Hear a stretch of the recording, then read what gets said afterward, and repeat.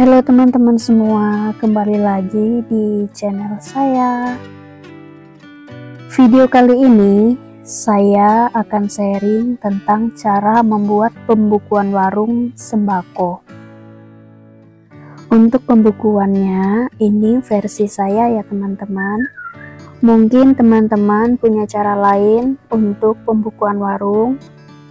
Kalau teman-teman punya cara tersendiri untuk pembukuan warung ini, boleh teman-teman pakai cara-cara teman-teman. Dan kalau teman-teman masih bingung dengan cara pembukuan warung, boleh teman-teman pakai cara ini ya. Tapi sebelum kita lanjut ke pembahasannya, mohon untuk menekan tombol like, subscribe, serta tekan juga tombol loncengnya supaya kalian bisa mendapatkan video-video terbaru seputar usaha warung sembako di channel ini.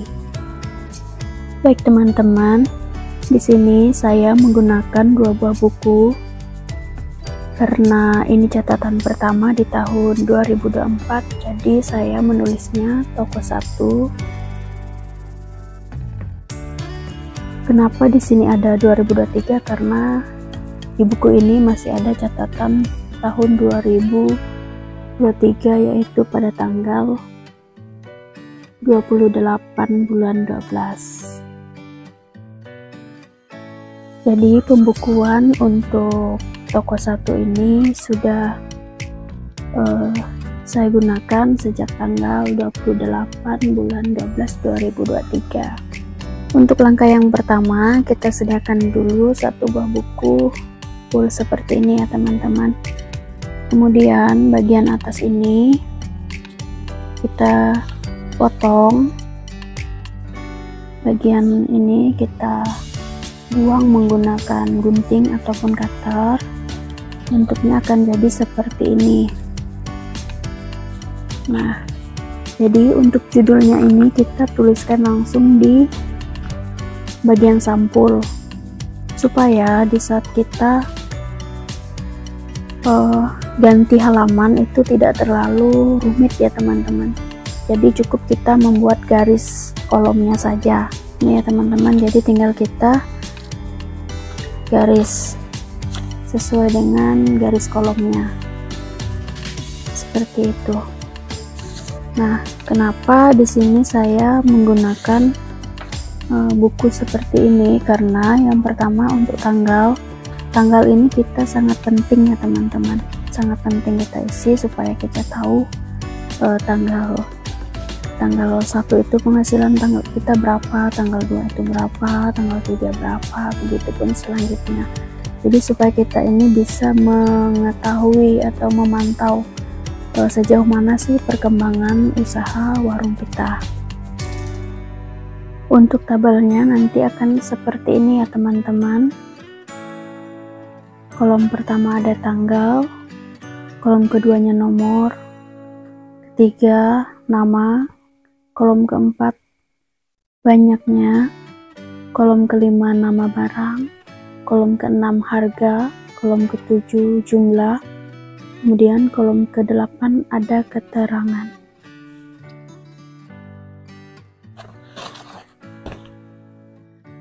Jadi di bagian sebelahnya juga akan kita isi dengan keterangan yang sama. Di kolom kedua ini ada nomor juga penting untuk setiap pembukuan. Jadi kita bisa tahu dalam sehari itu kita mencapai berapa kali transaksi, berapa kali pengunjung. Jadi di situ juga kita bisa memantau perkembangan warung kita ya teman-teman. Jadi kita bisa tahu apakah hari ini warung kita ramai ataupun sepi pembelinya. Berikutnya yaitu kolom nama. Kolom nama ini boleh digunakan, boleh teman-teman hilangkan juga. Tapi kalau menurut pengalaman saya, kolom nama ini sangat penting karena di kampung itu biasanya sering sekali terjadi komplain setelah berbelanja 2 ataupun 3 hari sebelumnya. Bahkan biasanya mereka itu akan datang setelah 1 minggu kemudian. Jadi kolom nama ini sangat penting supaya di saat ada komplain kita bisa mengecek kembali pada tanggal berapa mereka datang berbelanja di tempat kita, berapa jumlah barang yang mereka ambil, kemudian kita bisa mengecek semuanya sesuai dengan tanggal pada saat mereka berbelanja. Jadi kolom nama ini juga akan sangat membantu kita pada saat pengecekan jika terjadi komplain dari pelanggan. Kolom berikutnya yaitu banyaknya. Nah, di sini itu kita isi berapa banyak jumlah barang yang mereka beli. Misalnya seperti ini, ada 1 kilo mutiara, setengah kilo gula. Di sini juga wajib diisi ya teman-teman. Kemudian berikutnya ada kolom nama barang. Nah, di sini tadi antara kolom keempat dan kolom kelima ini itu sangat terikat dengan kolom yang ketiga, yaitu kolom nama. Nah, di sini akan membantu teman-teman saat pengecekan barang ketika ada pelanggan yang komplain. Tapi puji Tuhan, setelah menggunakan buku pembukuan ini sudah di tempat saya itu bisa dikatakan tidak ada lagi pelanggan yang datang komplain, baik dalam segi pengembalian uang, barang tidak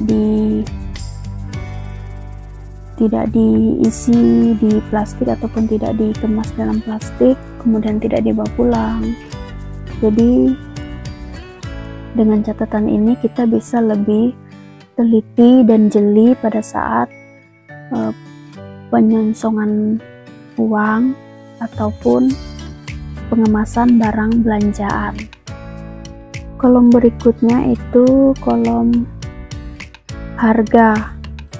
Di kolom harga ini bisa kita ganti dengan kolom keluar ya teman-teman. Nah, jadi di kolom ini bisa kita isi dengan ketika ada penarikan dana ataupun tarik tunai, bisa kita isikan di kolom tersebut. Nah, seperti ini ada tarik tunai 95.000, kemudian admin tetap kita isi di kolom jumlah. Seperti ini ya teman-teman, tarik tunai 95. Nah, ketika kita tutup buku, jumlah di bagian harga keluar ini, di kolom keluar ini bisa kita isi dengan kita jumlahkan, kemudian kita kurangkan dengan jumlah hasil penjualan kita. Nah, ini adalah total bersih penghasilan kita hari ini ya teman-teman. Nah, yang 1.421.500 ini adalah hasil bersih kita hari ini. Jadi yang tarik tunai yang 190.000 ini tetap masuk, tapi ini sudah masuk ke rekening ya teman-teman. Nah, jadi yang masuk ke pembukuan itu adalah jumlah ini dikurangi lagi dengan sisihan kita. Setelah kita kurangin, barulah kita pindahkan sisanya ke pembukuan kas.